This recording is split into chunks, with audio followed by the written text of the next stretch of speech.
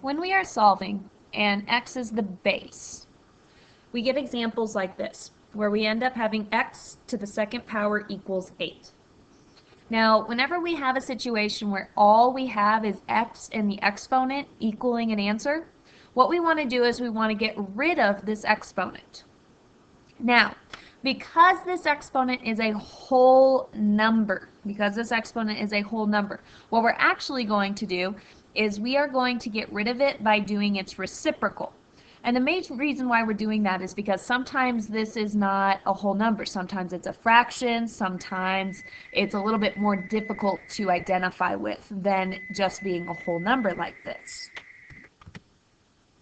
So we are going to actually raise this to the reciprocal power.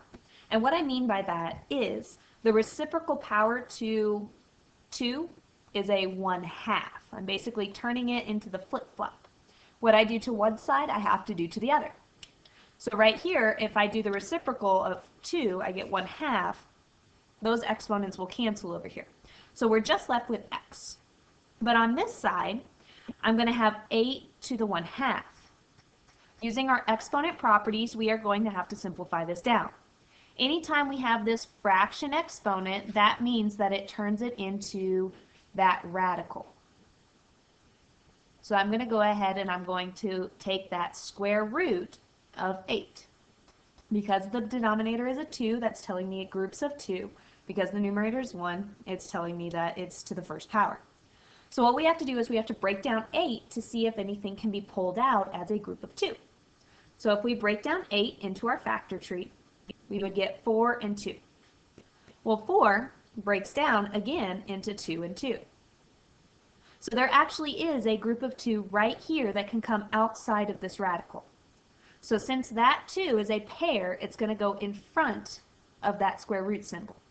But because there's still a leftover 2 here, it has to stay underneath the square root symbol. So my answer here will end up being x equals 2 square roots of 2. Now this is not one of the ones that you can actually just enter into your calculator, because if you tried to enter into your calculator 8 raised to the 1/2, it will give you an ugly decimal, and we can't have ugly decimals as answers. But we can have radicals as answers, because basically what we're doing is we are breaking it down by using our exponent properties.